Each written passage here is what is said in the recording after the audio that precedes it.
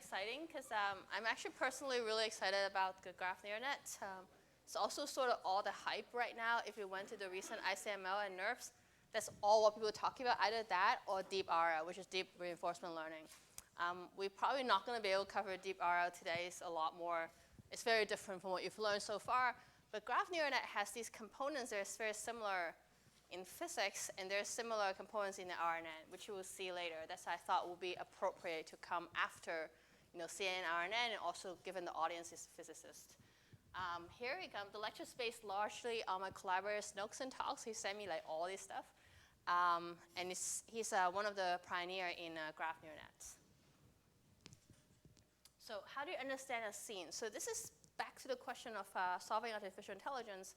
You really want to know how humans' intuition comes and works. That was the question of how do you get intuition if you look at a situation. So if you look at a situation like that, that was actually his house, by the way, at some point. I mean, not right now. He just moved. He has 2 kids. And then you can parse it into physical objects and relations. And this is like attached or not. Would this fall? And the guitar is supported by the ground. So that was sort of like how you parse the relationship. And we might call it precarious if this thing looks like it might fall. All right? So this idea of infinite use of finite means is very similar to this deep learning idea where you're trying to parse all this complex situation with finite number of components. So that deep learning, the first lecture, remember we mentioned how this hierarchical building up of many, many layers. This is also a similar idea is you have very many components and you express a much more complex situation with many components. So instead of layers, which is deep, you have hierarchical. So it's very similar in physics too. You have this hierarchical structure formation. If you look at cosmology, or how, if you understand the Newtonian physics between 2 bodies, you should be able to extrapolate to do all the many bodies. Yeah, so infinite use of this like finite number of components. And this will come back because graph neural net is basically that. So what is the mechanism of human physical intuition, going back to like this AI stuff, is that you have input, you have a scene which you simulate. You can basically simulate with physics engine. They call it intuitive physics engine because they use intuition, which in this case physical laws, to predict what the scene will do, and they have this output. So intuitive physics engine, they call it the physics engine in the head because you can kind of predict what's going to happen. Here is this video, and you can actually have a bunch of people tell you whether they think this will fall. And they will actually rank it from 1 to 7, definitely will not fall, to definitely will fall. And they will train every single time with both humans telling you whether it's going to fall or not, and the model will predict. Okay, so this is sort of like the money shot, where the average proportion falling is here, not falling is over there. That's the human training set. They actually just ask humans, actually a bunch of grads and undergrad students, to look at this and say, tell me if you think it's going to fall. Rank it from 1 to 7. And you can see that the model actually predicts quite well. And so can you do better? And how does this work? People are actually wondering how this works. This is all physics, actually, surprising. This is another example. They use a force to hit from the side of the corner of the table, and then see whether these blocks will fall or not. In what direction will they fall? And there's also these like boundaries. You can see that if you hit from this angle, red is more likely to fall than the yellow. And yellow has this like huge boundary that actually protects it, this barrier that protects it, right? And so the experiments like, will more yellow or red blocks falls off? They also are doing this with graph neural net, by the way. And the model actually does really, really well. So all the experiments they did since they first came out with using graph neural net to look at how the scenes will happen, what the scenes will do in the future, trained by basically humans looking at the scenes and telling whether they think it's going to fall, and looking at what the model actually going to predict. And there's complex scenes. They can infer the mass, which direction it falls, the different masses they actually put on. They can also predict what the fluid would do, like whether there's more water going on the left-hand side or on the right-hand side. So there are different papers that actually have done this over many, many years. So the message from this, just to give you a sense, Peter Battaglia came from the crowd of MIT, where they do a lot of neuroscience and human cognition. So the idea from them is like, how do you get human cognition, is human physical intuition, into AI, or into artificial intelligence or machine learning? So they will ask things like, can we make very richly structured representation of objects and relations to reason and predict and interact with the world? So how do you make inference given that what you know, and you can make these structured representations? Very slowly you will see that they will actually do more and more physical experiments. Objects and relations reflect decisions made by evolution, experience, and task, demands how to represent the world in an efficient and useful way. So our core cognitive knowledge, all these references, is structured. Like, we think that the cognitive knowledge early on is structured in childhood. There's a huge amount of work done actually partially also by Berkeley. So if you know Chelsea Finch, who did a lot of work, who look at how basically kids learn. They also look at how structured representation actually really helps. So Tenenbaum, which is the big shot at MIT, also Peter Battaglia's advisor, talks about intelligence, about model building beyond just recognizing patterns. And I think that probably basically really hopefully make a really strong echo with you, because scientists also want to build model and find the right model. It's not just about recognizing some patterns. You want to make maybe a new physical law, or maybe prove a new physical law, or find a new model about a new object that you found. And they think that if you can do combinatorial generalization with abstraction and compositionary, basically going back to this connectionism in the first lecture, where you can build bigger things with smaller chunks. It's very physics-ish when you think about it, but it comes through mostly, surprisingly, from the neuroscience, at least this crowd. So how do we do that? Can we take the intuitive physics engine plus machine learning to do something kind of interesting? So let's talk about how physics engine work in their world, which is actually something we all know how it works, more or less. If objects in relationship, it could be just two balls interacting with Newton's law. You compute the interaction. In this case, it could be the force law you apply. You have some effects because they just go forward. Maybe there's a ball with a spring mass system going back and forth. You can make inferences after that reasoning. We can use explicit representation of the objects in relationship, physical intuition, scientific knowledge that we know and we're good at. We can compute the interactions among the objects, like the forces, or between two molecules, you can compute the forces, the nuclear forces that actually interact with each other, and apply them to the object, and apply dynamics to update the object states. So you can do all that. And how would you do that? They figure out that if you want to do all this with sort of relational representations, you need a different structure. Not these layers, not these recurrent neural nets, but there's some hints of the recurrent neural net later on you will see. But this is about how little things interact with each other. It could be cluster of galaxies interact with each other. It doesn't have to be blocks and blocks and blocks. It could be, for me, it could be this planetary system and body planetary systems interacting with each other. Or this Kuiper belt objects, there's many, many of them, and you can infer maybe its initial states and conditions. A graph is a natural way to represent entities and their relations. So what they do, this is actually how to construct the network. Your node corresponds to the entity, object, or events. Could be many things. And it could be a vector of containing all the information that's necessary. The edges are the relationship, the interaction, the transition, the forces. So the example, back to the planetary example, it would be like three body interactions with the forces. And here is one directional pointers, which means the forces only go one way. It's also called message passing if you go back to the old machine learning world. But usually they go both ways, those edges, because you have forces acting on each other for the situation we just talked about with the planetary dynamics. And you can make inferences about entities' relationship with respect to the graphical structure. So it has to respect the structure.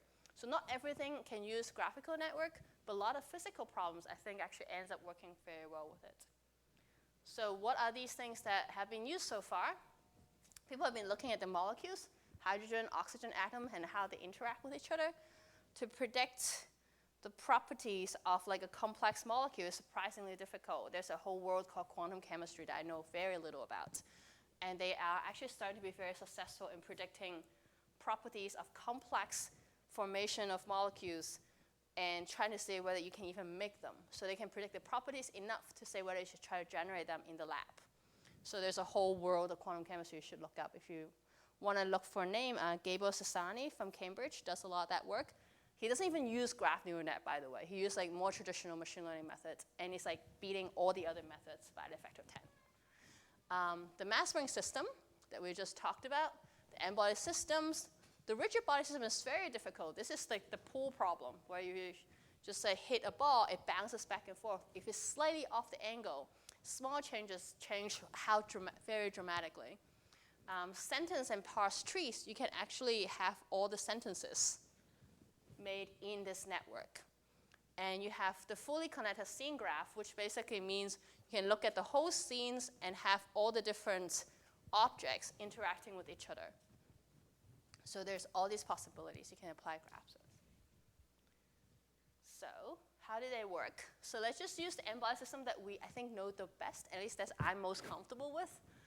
This is related to the research that I'm working with Miles Kramer at Princeton. He's a first-year grad student at Princeton. So they have this n-body system where they interact with each other, and you can actually use that and just parse it into a bunch of nodes and edges. And the edges goes both ways because these are physical laws like Newton's law. Newton's third law works. And you have all these interactions, and how you actually put them together in the network, you have very different blocks. First is an edge block, which is over here. They talk with the nodes, and all the edges talk with actually. They are fully connected graphs, usually for the n-body system we do. And then you interact, and you have the node block. In the global block, you actually minimize loss on the outside, but talking to everything. And let's start with the edge function. So compute the message from node and edge attributes associated with one single edge. So let's do that again. I really need to use a pointer because I'm so short. Okay. And just to back up one step, do people understand this VI is this basically node variable? In this case, likely the mass and the velocity of that particular ball or that particular planet. This is an edge. Usually it's actually just the force. And the node function, update the node info from previous node state, and you aggregate all the edges. So all the edges that point to you, you need to think about it. And you need to think about the previous state. That's where the recurrent part comes in. So think about where the recurrent we just learned. I know it's a fast thing.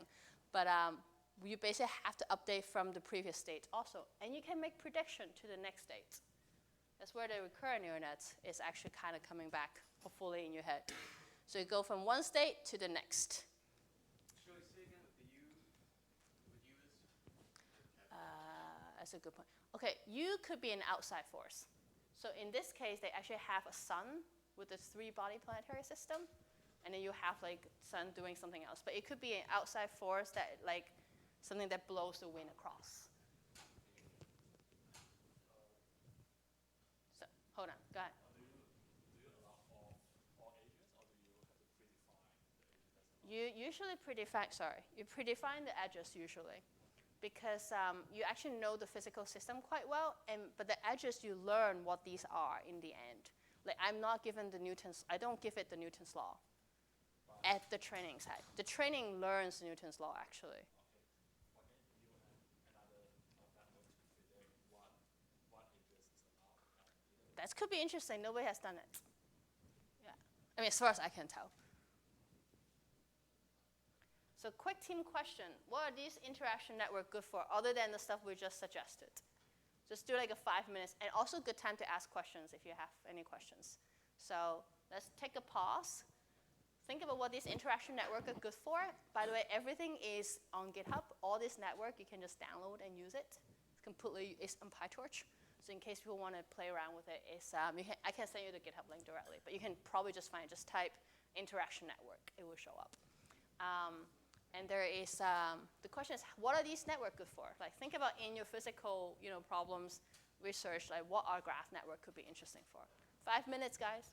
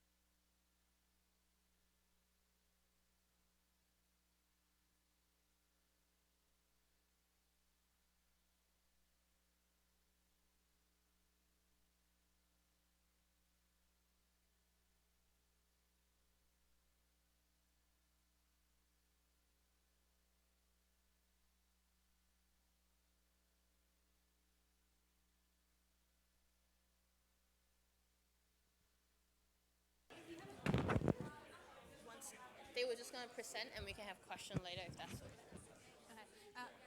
Not okay. Okay. All right, guys. We have like 7 minutes discussion already. We have victims of the presentation group. Do you want to tell us a little bit what you guys are thinking? I'll hand the mic to people who haven't talked yet. I love everyone participating, but I think she hasn't talked today. I'm kind of socialist in that way. People haven't talked. So like say discovery of like dark matter essentially. Like you have. Also say what you suggested. Yeah. So we can. So we're thinking about that. Me personally is thinking about that. You can use this in a galaxy evolution simulation. So you have the simulation input, then that's this method to kind of improve the simulation gradually, something like that. That is our me personally the first thought. And we also talk about that to investigate the fusion, the stellar fusion inside stellar, the situation, how they interact with the environment, something like that. And our fellow got the idea about the neutron stars. Yeah, so very similar along those lines, stellar interiors and like high energy particle physics. Like the insides of neutron stars are not obviously not well understood. And so since graph networks evidently have an applications to quantum chemistry, if you can produce realist simulations that you trust, essentially, for interactions between particles on the subatomic level, such things like you would have in neutron stars, then you could potentially learn a little bit more about what's going on in the surfaces and inside of interiors of neutron stars. I like the idea about rotation curves. Oh, yeah, sorry. Okay.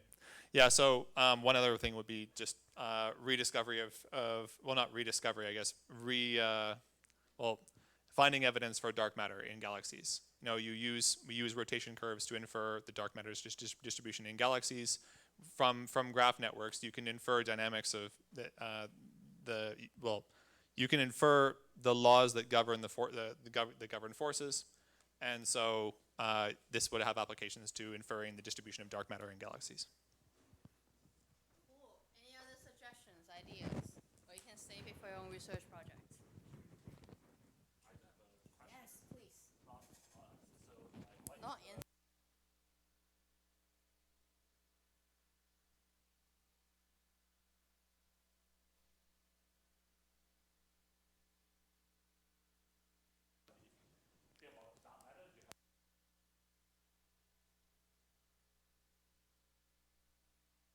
So this is the bad news part.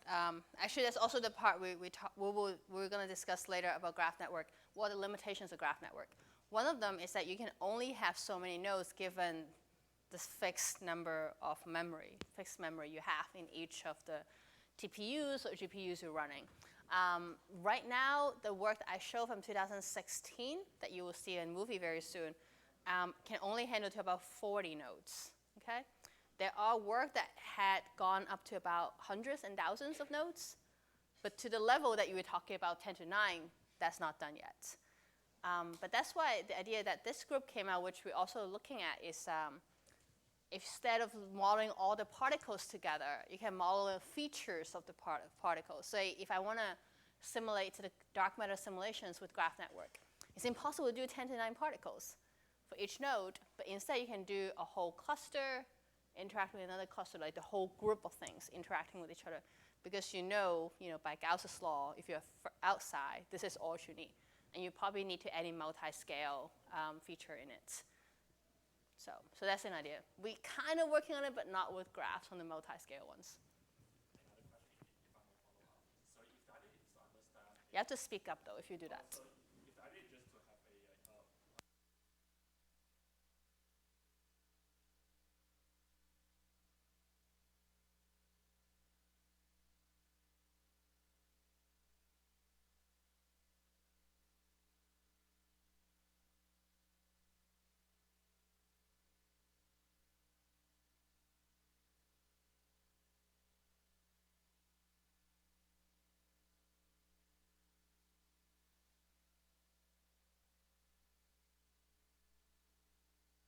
Yeah, I don't know this enough to see whether people have done it, But if your edge is not useful, then you would just have like no weight, basically.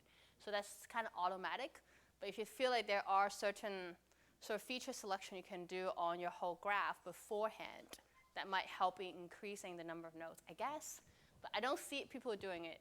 There's another possibility of wrapping a network on top of the graph network, basically to tell you how many nodes and edges you should use given the problem.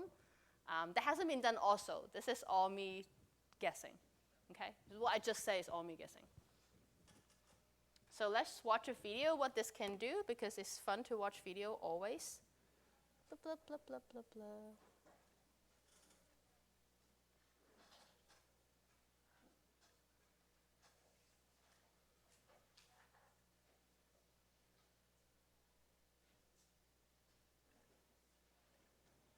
So this is the actual interaction network that was run about 2016. The first thing is the model rollout is trained on a 6-body system. And the model route is on the right, which is the prediction, and the ground truth on the left. And it's run for about 1,000 steps before you see these pictures. Here, the system was trained on 6 planets, but it's automatically generalized to 3 planetary systems. And it worked quite well after 1,000 steps. This is what happened after 1,000 steps. And it also generalizes to 12 bodies, which is pretty awesome, because this is like zero-shot generalization for those who basically has never seen a 12-body system. The same architecture can also be trained to predict 6 balls bouncing within 4 walls. This is very, very difficult things to do when you think about it. It generalizes to 3 balls, and also I think 9 balls, something like that. 9 balls plus 4 walls. It gets really chaotic very quickly. The errors add up very, very quickly. This is a really hard problem if you, even when you calculate numerically, small numerical errors actually gives you really fast differences. This is basically sort of like things falling onto your body. And you see a bunch of these in the pictures later on, but I want to show you the video. And they are making predictions pretty impressively. All right, so this is the interaction network. Hopefully it doesn't load the next thing. All right. So as you saw earlier, you can do gravitational forces, or this is the gravity, the balls, rigid collisions between balls and walls. And you can have a string, basically with the springs within the string and the rigid collisions. These are basically rigid collisions when you have the last one. And they all work quite well. And this is a 1,000-step row of the truth versus the predicted in the top. And you know, if you stare at it for long enough, you realize there are always some errors at the end. And the more chaotic the system is, the larger the error tends to be. That's what happened so far. And the fun part of this work, I think, was that it generalizes really well. Given that it's never seen a 12 bodies or 12 balls on a different string, basically a different length, it was generalizing because the physics it learned is the same, right? So all these weights and all these edges that was learned within it can generalize. But there are tricks actually within the network that you need to pay attention that will, for example, if you are looking at 12 balls and you have to add all the stuff from all 12 edges, right? And when you need to make a division of all the forces added from 12 edges, there's a number in it that it actually has to be hand-tuned. At some point that you realize you need to change that number according to the size of the network, the size of the system. And so they actually discovered it sort of like during, this work when you train on 6 body, and then if you go for 3 or 12, you need to have the parameter learned, that's how many bodies are there, so that you get it correctly. Because otherwise you would divide by 6 instead of divided by 12 for the average forces. That's acting on you. So that's one thing about generalization. It's not always work, and most of the time they don't exactly know why it works. So are the laws just easily picked out of the weights that are applied to, or the weights along the edges? Like, so what do you mean? So there's forces along the edges, right? And so do you just pick the laws out in this way? Like is it just by? So they didn't pick out the laws. They were able to predict the next step. They did not actually distill the laws out. When I say the laws are correct, that's my guess. They have predicted T1 from T0. And that's what they were doing. And the observation, the training set is just time series of positions and velocities. And the output is positions and velocities, time series. But there must be some mapping for an individual point that it takes it from position position A, position 0, To velocity next. 0 to position 1, velocity 1. Yes, yes. And so is that mapping, is that where you, well, it has to be where you're deriving? It has to be where the law is, but no one has checked this. Correct. Well, my student Miles have been looking at this with much simpler system, and I think his goal is to derive the physical law from it directly by observing a system as learned. Yeah. It's not published yet, so don't scoop him. He's only first year.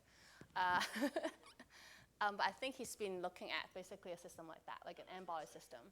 And I think he's able to find the physical laws quite well, but you have to tell, so like you remember the symbolic regression I mentioned earlier? You make a tree. Basically the nodes are x, y, z, x, y, I mean x, x1, x0, v0, v1, and then you also have the operators. He basically have to decide the operators to be fairly small sets, and then apply something called the Occam razor rule, which is the simpler the better to select the rules. And once he did all that, then you get basically the correct physical law for one system. So he's done that, but it's not published yet. Do you think this has applications like to making like hydrodynamics and n-body simulations more efficient? So does this operate faster than calculating the actual forces explicitly? In the long run, it operates faster, but the training takes time. Yeah. So if you just calculate for each step, it's short, right? Calculating one set of, this kind of n-body simulations is short. But once you've trained it, the prediction is basically instant. Yeah. Yeah. People haven't used graph, just to warn, people haven't used graph network much in simulations of large numbers because of the problem that people pointed out earlier. Yanshin pointed out earlier, which is correct. That's you can't fit that many nodes in one, TPUs or GPUs. So if you do like a large hydro simulations, then you have a lot of nodes. So you have to be smart about what are the nodes if you want to do that. Well, I had a question about that because it's well known how to distribute like n-body problems over multiple GPUs and things like that. I mean, there's a lot of work done on that. So why can't you do that here? I don't know. I don't know how to do, distributing things on. I know it happens, this work, but I don't know how to do it in. There's a lot of expertise that's not passed. You have to understand, people who do this are people who do machine learning. And they don't do numerical simulation on HPCs. So there's a different expertise here that might not cross over. What they did is that they usually write a model and they give to like Google engineers that actually basically make it run as fast as possible on TPUs. That's what this team does. But most of the time it's a grad student or postdocs or poor faculty who's learning this stuff that actually runs it on one single GPUs. So yeah, just keep that in mind. Like, there's a lot of knowledge that I don't personally have. How do I do parallelizing everything across GPUs? In principle, yes. Don't know. And a lot of people don't have, access to 10,000 TPUs or GPUs, right? So very often it's like a Google problem, and Google engineers can do it, I'm pretty sure. But I personally don't have 10,000 GPU access. All right, other questions, suggestions? Yes. So I was under the impression that you needed to know the physical law, but I guess you said you don't need to know the exact physical law. No, this one they don't put in the physical law. The input is only the time series. Position, velocity, time series, that's it. So could you do like things like weather predictions based off of that? Because different parts of the world can be divided into different cells and they interact with them. I don't know work that has done it, but that's an interesting question. People also talk about, not just weather, like, any time series predictions. You can imagine doing it in graphs. If you think there's a significant relationship, you can separate things into nodes. I think people mentioned about like financial transactions also. Yeah. By the way, if you guys ever take this knowledge, hopefully you do it for good. There's a whole discussion about whether you're doing things for good. And machine learning, there's a lot of, especially deep learning, there's a lot of applications that can be for good and for bad. So if you're taking a lecture from me, please try to consider doing it for good. I'll tell you the story later at the end of the lecture. I'll tell you why. All right. So what's the global function doing? So rather than making node-wise predictions, actual node updates can be used to make the global predictions. And sometimes the global predictions are the energy or the potential. So for the physicists in the crowd, it's like, okay, that makes sense. You want the overall energy states to be some numbers that you know is supposed to be like that number. And what is interesting here is that they kind of came up all on their own, like they're neuroscientists. And they kind of realized they're constant that they should conserve. And there's a lot of work now to look at whether not a lot of work within the community between physics cross ML that looks at whether conserved quantities can help make better network predictions. Right, so use your advantage too because you're being a physics person. For example, if you can make the loss function be about the potential, and just take derivatives of the potential and get the force right. Maybe it's an easy prediction to do. So that's a research project. We haven't done it yet, but that's an idea that we have right now. Okay, so yeah, this is the potential energy for one single system, but you can do that for many things. And they actually perform better than multi-layer perceptrons. So interaction network does a lot better. That's a log plot, by the way, for the MSEs. So they also can predict invisible things. This kind of strike a chord with many people who are looking for invisible things. In cosmology, we look for like dark matter and dark energy that are invisible. Maybe like, I don't know, like weird primordial black holes that actually is within the Milky Way, like things that are invisible. So this work is kind of interesting. It can predict invisible springs in a spring mass system where you can only see the dots and you don't know where the springs are. So you want to find where the springs are. Cool, huh? So can you guess where the springs are? Any guesses? Okay, there's red and purple. I heard some numbers, some colors. Pink, okay. All right, let's see how far your answer is from this. There's some red and pink. Yeah. Not everyone got it correct, right? But this is pretty cool that the model and the truth actually match quite well. Nearly better, I mean, definitely better than me. I couldn't find it originally. I was like, what the heck is this? And they did it with graph network. You see it again. It's pretty hard to figure out, actually. So it could be interesting to, I think echoing back to the finding dark matter things, primordial black holes in our, Gaia data. I don't know, something along those lines could be interesting. I feel like I'm making this whole group my group because I'm telling you all the projects we're thinking. If you do it, please at least let me know, okay? Generalize to point light walkers. Can you tell that there's springs people walking past? Yeah. You can predict where the springs are just by looking at these dots. This is quite useful. I mean, also for security reasons, obviously.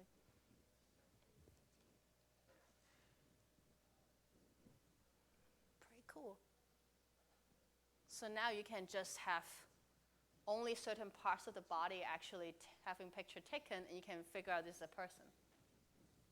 And extremely useful if you have multimodal data from different, basically, inputs. What do I really mean by that? If you have an infrared camera versus an optical camera, you might not see things very well. And you can actually infer by just having a bad image, where you can see these dots are basically the higher output, sharper images. Okay, so hopefully it gets you guys intrigued. Interaction network augmented with learnable perception system. Hopefully, and there's many things that people have been doing. These are just showing you what people have done so far. This is 2017, where they have this multi-frame encoder. People actually mentioned encoder early on. I forgot who. And then you can also have this interaction network. And you can even predict invisible objects pretty well, infer from how they affect the visible ones. And there's an invisible object in all of these, by the way. Huh?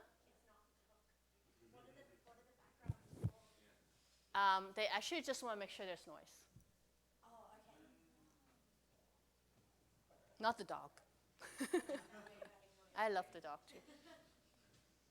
But you can see how there is spring mass systems and its bouncing walls. There's some limits to what it's doing. It's cool. All right, so there's many, many variants of graph neural net now, which generalize the notion of convolution on a lattice to arbitrary graphs. And these people designed this to balance the generality to express how to express it and the simplicity to implement it. That's why they make it into multiple blocks. So hopefully things make more sense when you put them all together. And there are many, many different ones now. So deep set I mentioned earlier, when you actually can look at, so people come up with these things so independently of the graph network, but the graph network can express into these different networks. Does that make sense? So a deep set existed before a graph network was used this way, but you can use graph network to represent a deep set. You can also use something else to represent deep sets completely independently from the graph, by the way. So we use deep set with ConvNet, for example, without the graph.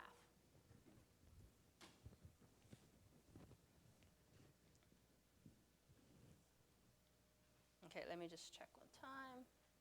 How does a graph network process a graph?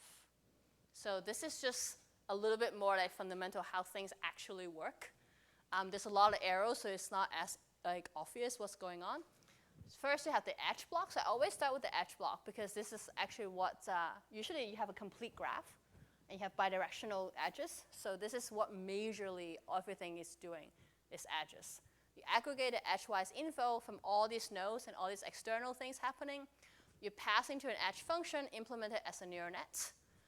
And then for node block, you aggregate node-wise. So for all the node, right here, you take in everything that shoots towards you, basically, and also outside forces, okay? And then you pass the node function implemented as a neural net. And then the global block, you aggregate the graph level, so basically everything, and pass it to a global function to implement as a neural net. So it's not entirely trivial. And that's why this actually takes a lot of compute.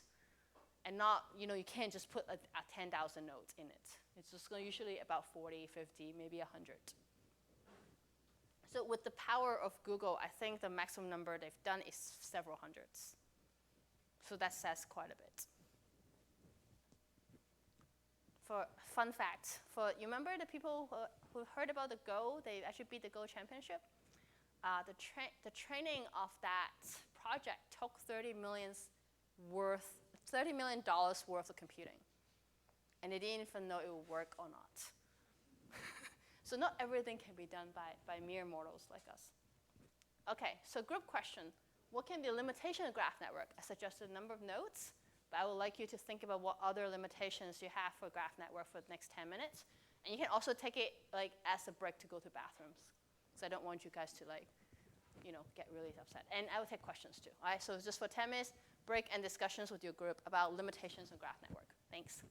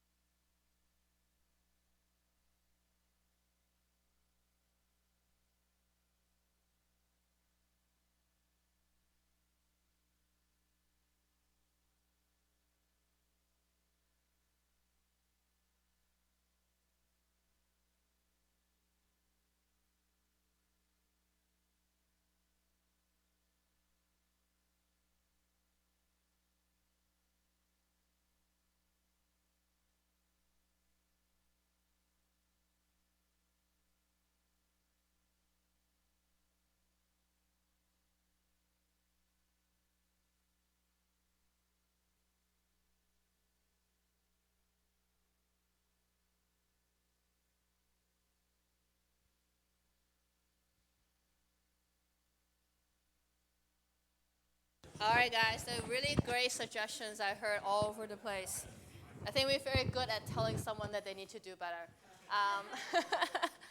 Um, can the group I force volunteer to suggest what they found out? Say a few words about what you think the limitations of GNs are. You want the mic? Yeah, just yell.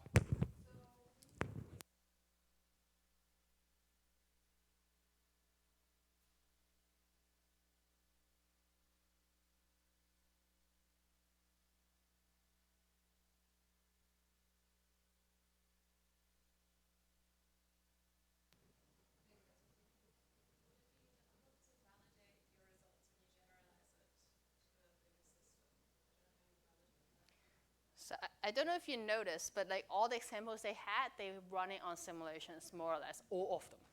So they just ran infinite simulations to both for training and testing.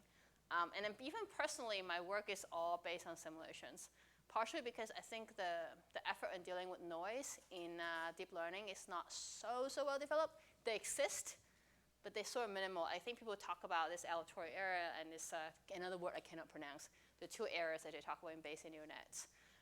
But that effort is not as developed because a lot of times people, Yana Kun says he doesn't care, for example. So that's probably why, but it's great.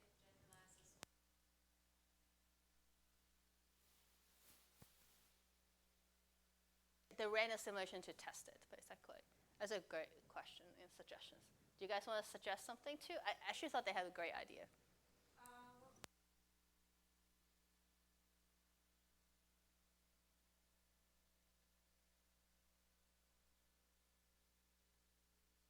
Let's say two galaxies are modeled with, let's say, 3 nodes each. You have a bulge.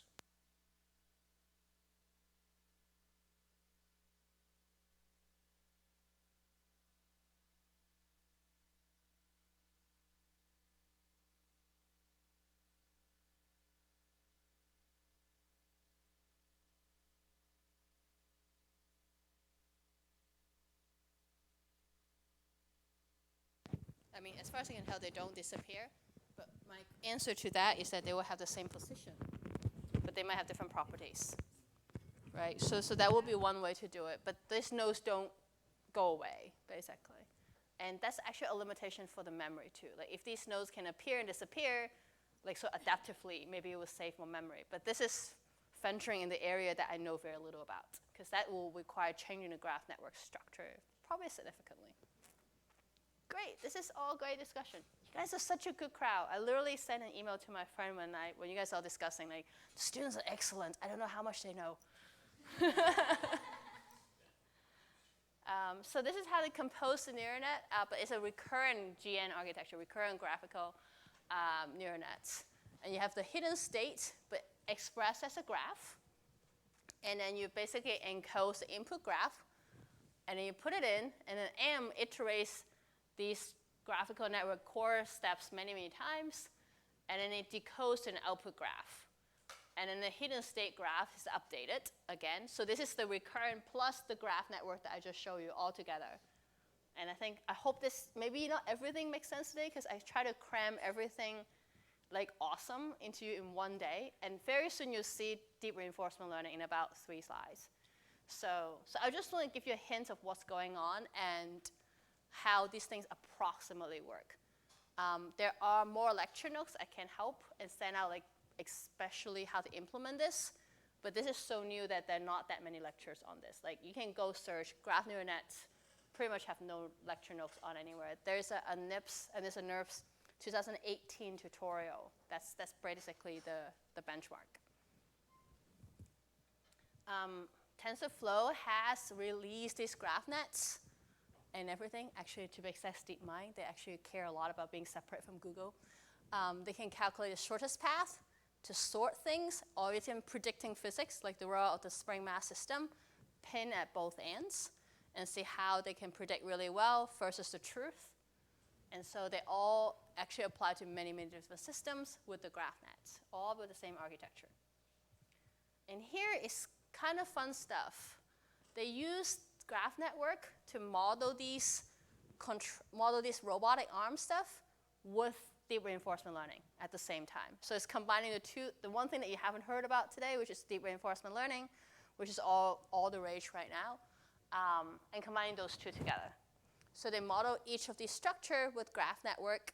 You can see that's, for the pendulum, it's obvious there's a mass. It's going back and forth. And the cart pole, well, I don't know why they call it acrobat, but this is a walker. And the robotic arm itself, it actually has training data from real life. So they do all that with reinforcement learning, plus the graph network. By the way, Tessa was an undergrad who led this paper at that time. It's also a girl, which I was like, wow, she's doing such a good, and she's an undergrad. I met her in person. And the kinematic tree of actuated system as a graph, you can see the nose with the bodies, the joints, and also these global properties. And you can represent all that with graphs. And then they have a reward system to do this control. Can you guys see this properly? Yes. So you have this input graph, which has a dynamic and static properties at time t. And then you basically reiterate over and over that. And it's a recurrent neural net with the next dynamic graph predictions. Usually the graph network is used for predicting the next step. And then the deep reinforcement learning is looped on top to try to get at certain reward. So there's two things that's actually happening sort of separately in the network. One is predicting future step, and then you're trying to use that knowledge to basically do what you want to do, which is the reward, where the deep reinforcement learning comes in.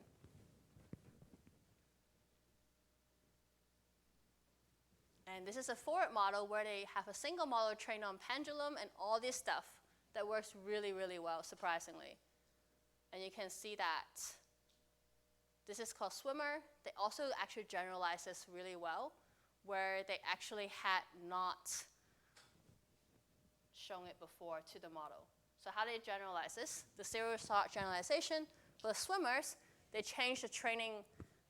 They go from the training lengths of 3 lengths, 4, 5, 6, to 8 and 9, and they actually use the testing for a different number of lengths, 7 and 10 to 14. And they also work really well. And that's surprising at some level, but not so surprising for the physicists, because the rules should be the same.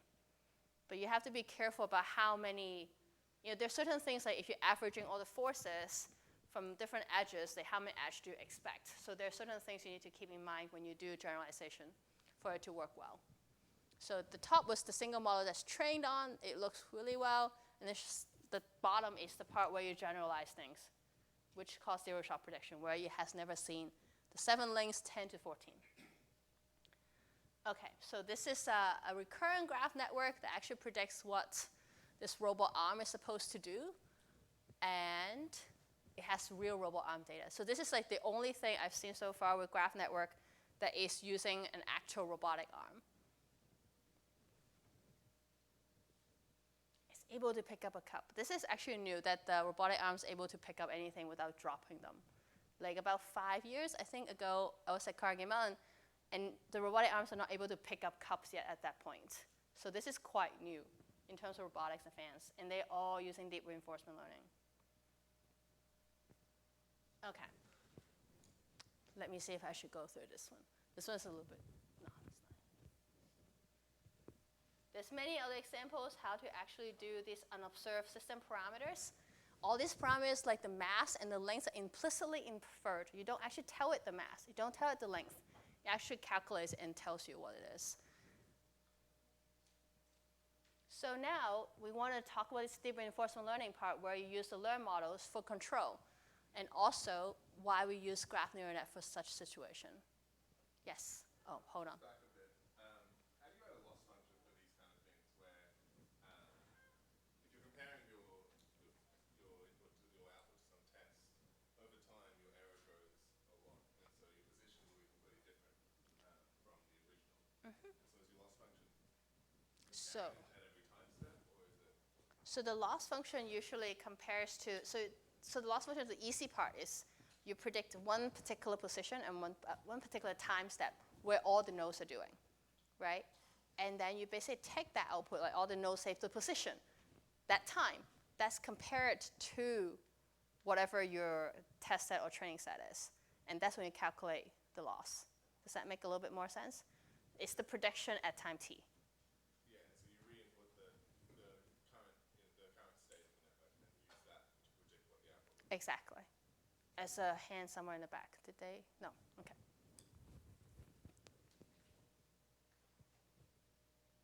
So how do you do this control system? So trajectory optimization. The GN4 model is differentiable, so we can backprop through it, which is kind of interesting. And a lot of physical systems are differentiable. So it's not just robotic arms. Something that we think about a lot is interaction with n-body systems. Everything's like differentiable for it. So you can backprop through it and use gradient descent to find a sequence action that maximizes the reward. In this case, it might be the reward to pick up something or to be able to move something around.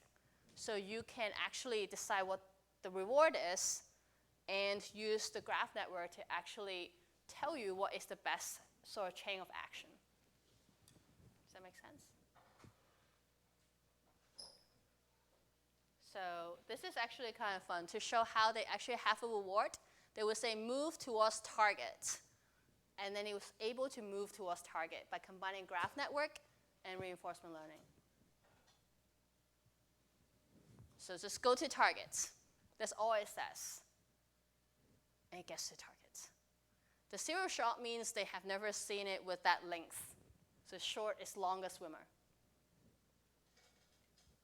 It's pretty cool. The short ones, they have, also one thing about zero shot training is kind of interesting.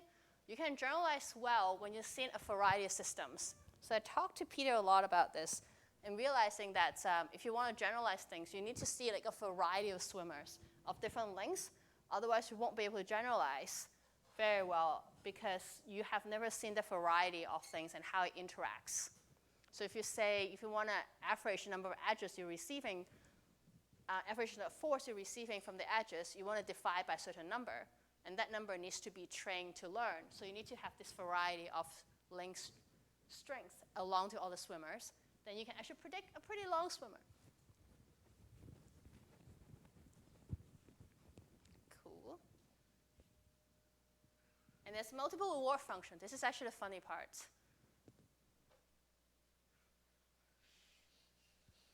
Don't ask me why they choose certain reward here. I mean, I don't completely read the computer scientist's minds why they pick certain types.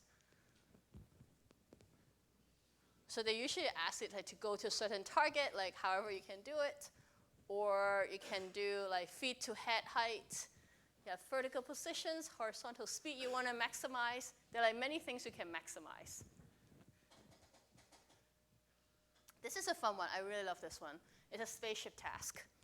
I don't know if you played this video game before. You want to land your spaceship into that particular planet, and you only have that much view. And I fail horribly every single time. I think I did it in some science museum when I was little. And so you navigate to your home planet by choosing a force vector. Challenging because the planets exert gravity, like all of them, and you have to get back there. So the agent learned 3 components. One is the action policy with stochastic variant gradients. The other one is the graphical neural net-based forward model, where it can predict what it does the next step, and an internal strategy to test the potential action before selecting one to execute.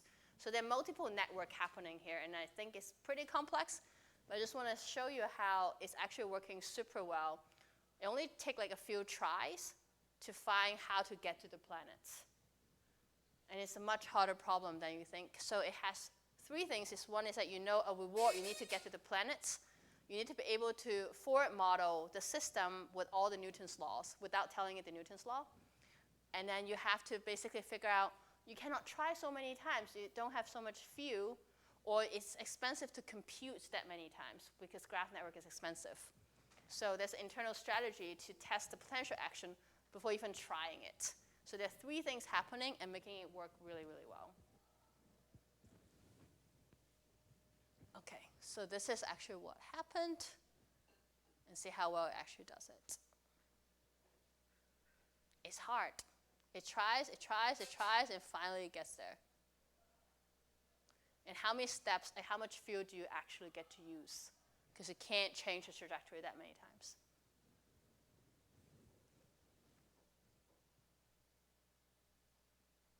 Sometimes they overshot.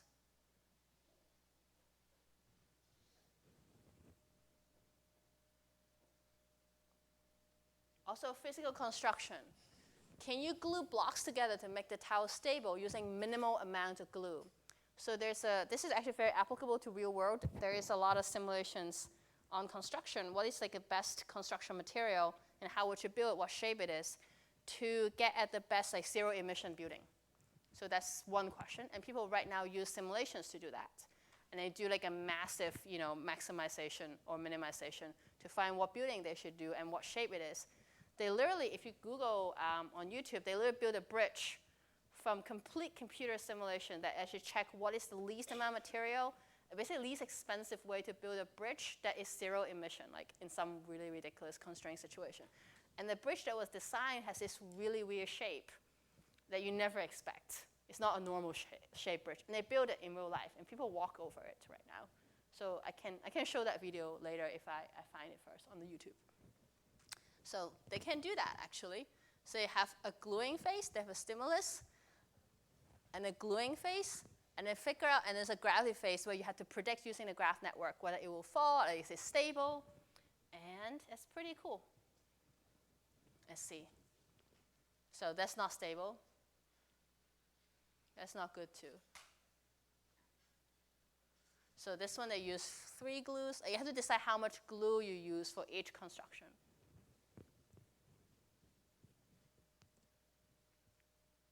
It's probably dangerous to build a house in California with this. Oh, but that one got pretty high up. Okay. So I won't go through all of these because there's a lot of interesting ideas. I think I can go on and on and on about this.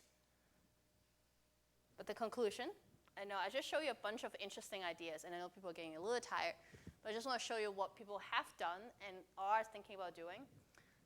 But the message here, hopefully you get take-home message, is structure representations, basically building big ideas with small little things are important.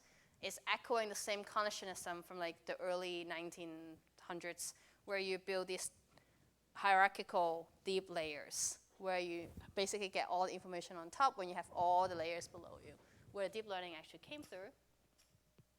And the graph network is strong relational inductive biases, and it has promoted this combinatorial generalization. There's a whole open source library for GraphNet. And I think one thing that really echoes with me is the physical intelligence may be a foundation to the general intelligence. I mean, this general intelligence is what people really aim for. In humans, physical intuition is connected with language, planning, social intelligence. Being AI, maybe you need to have structured approaches to model the physical world that are useful for other domains, and such as NLP or multi-agent behavior or decision making. So, and of course, physical systems will be very useful. So I'll stop from here, and I can talk about capsules, but I want to poll how many people want to have like a 10 minutes capsule introduction without going into details versus you go to lunch. 10 minutes? How tired people? Okay, how about we take a 2-minute break and we do a 10 minutes capsules, okay? Because that will still make it before 1. Yep? Okay. All right, 2 minutes break to bathrooms.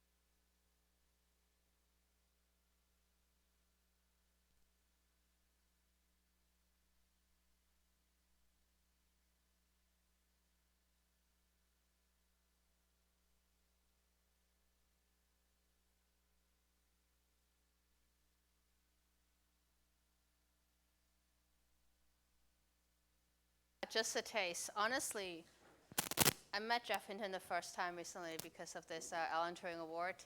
And I asked him about capsules because I have no idea. And he's like, most people don't get it, so it's okay. So I don't completely get it either, why it works or how it works exactly. People have implemented it to address a few major problems in CNNs, but mostly it's because Jeff Hinton doesn't like max pooling. For those who don't know what max pooling is, it's just basically picking out the largest number in a field of numbers, and you basically take that number to represent these 9 numbers of this filter, okay? So that's all max pooling is, when you go from one layer to another. So let me just quickly run you through what I so far know and what people have sort of understood, but I would claim that in the whole community, not many people actually understand what's going on. So 2 problems with ConvNet, and they want to use capsules and routing to solve it, mostly just Jeff Hinton, because it's hard, and how to implement this, and experiments and results. So ConvNet, you guys, this is just something you've already seen. I'm going to quickly run through.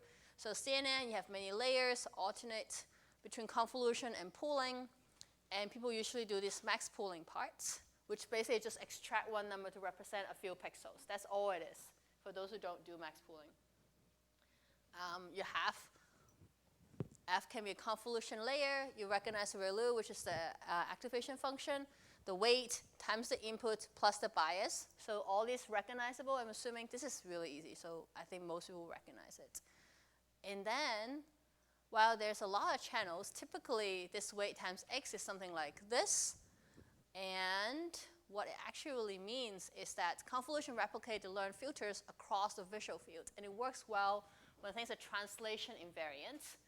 So if you have x is 0 and 4 here, k times x, which is weight times x, looks like k and 4. And you can translate it, which is applying tau to it, so moving 0, 4 down here. And this weight moving 0, 4 will look the same. And k will be that filter. And that's still okay, it's translational invariant. I mean, for physicists, this is obvious because you're doing convolutions and stuff like that. But labels in the classification task are translation invariant, which 0 is still a 0, so this is just repeating what I just said.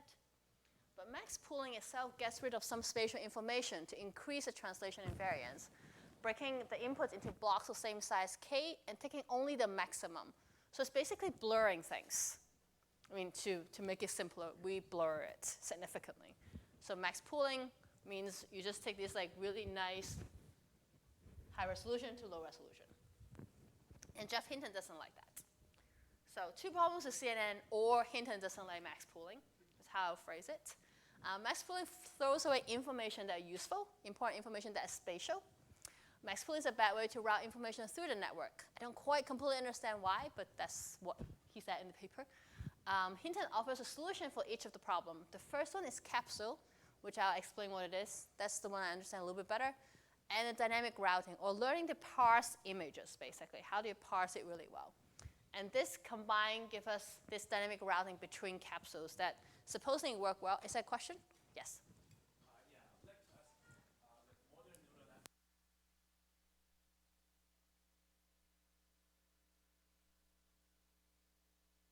So as long as you're losing spatial information, so say even if you do average pooling, you're still losing spatial information when you go to the next step. So as long as you do one step like that, this will still apply. So whenever you lose spatial information when you do that step after, between the convolutions. But even you downgrade with convolutions, when you don't use that much. Yeah, so whenever you lose spatial information, basically. So it doesn't have to be max pool, but any type of that type of like max pooling or average pooling, you're gathering information to like one number. So that's how I would put it. But you'll see. I mean, it doesn't solve everything. It's just because Jeff Hinton says it, so everyone is like, okay, this is Godfather, so we should at least listen. At least be confused, if not listen. So CNN has this interesting problem. We call it the pickpocket.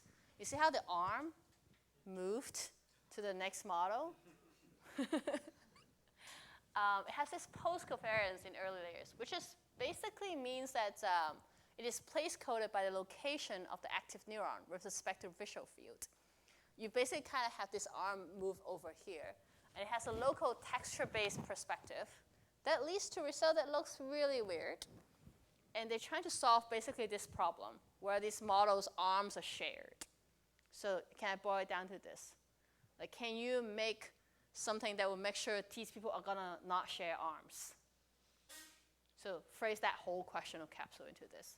Don't think about max pooling, don't think about all these other stuff. Just can you make some network that won't share arms or legs or eyes? I'm gonna skip this, but I think you guys sort of understand this already.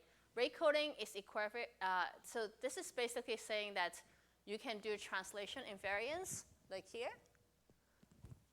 And then you can also do rate coding equivariance in capsule. And we'll talk about what capsule is. Capsules are built around something called rate coding instead of place coding. Place being like the position. Rate is like whether this thing exists. So like folding this place exists. Vector activities represent the position, which is a pose. We treat the pose invariant info, which is like this thing exists. That's called pose invariant because it doesn't matter what the pose is of that object. Differently from things like the positions, orientations, this pose covariance info.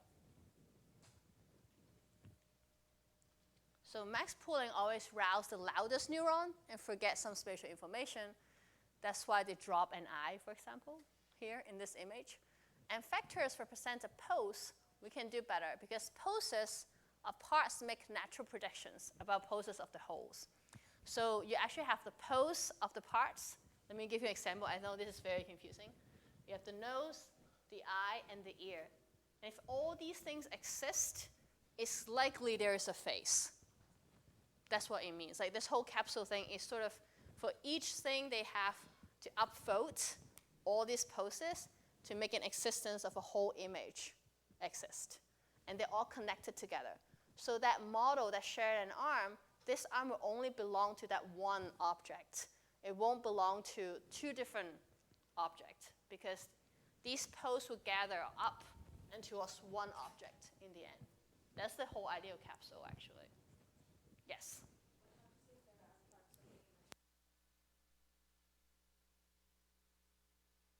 This is a very good question. I don't know. So by the way, I should warn you, capsule so far does not work as well as the state of the art.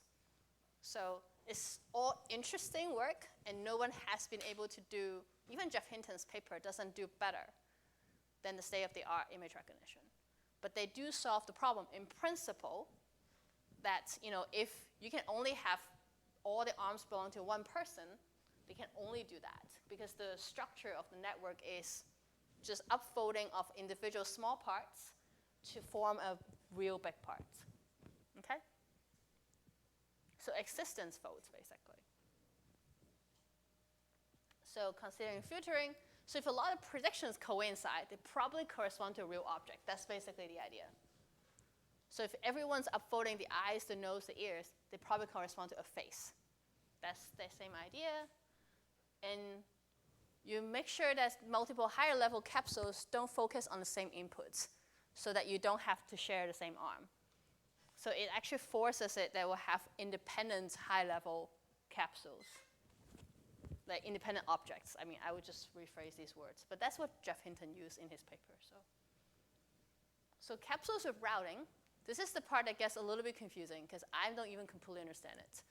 It assigns a vector, p part to each node, and a part to whole transformation, which is the arm to body transformation right here.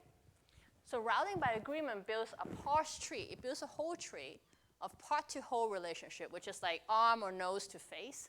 You know, you have nose to faces, eyes to faces. This is part to whole connection. And there's this arm to body, which is another part to whole relationship. The end result is called scene graph in computer graphics. And they call it this tree of transformations. All in the paper, nobody quite understands it, but it's supposed to work. This is implementation, which I'm not gonna go through, but I will post all these slides, you know, 2, 3, through X, but I'll just go through, well, we don't have to go quickly on this. This is all math after this. But the idea is, hopefully I get you the idea, which is small things form big things, so many probabilities happening for the small things. It probably form a big image, a big object, and it's an existence fold. So it has to exist. And the post information is separately dealt with. So that's why they can probably deal with not sharing arms or no situation. Okay? The dynamic routing part, I don't completely understand, so I don't want to teach you more than what I know. All right? That sounds good. I think that concludes the lecture. I'll be happy to talk more later at lunch. You can ask me why you have to do good for the society later on. I personally ran into a situation that I worried that my future students would actually make my life harder with machine learning. So you can ask me later on about this. So hopefully I have fun in this summer school. I won't be able to stay forever, so unfortunately, because I have 45 boxes to unpack in my house right now and 2 kids. But thank you so much for listening. Any questions you can send to me, I'll post these notes, and hopefully that will help. And feel free to send me questions if you can. Thank you.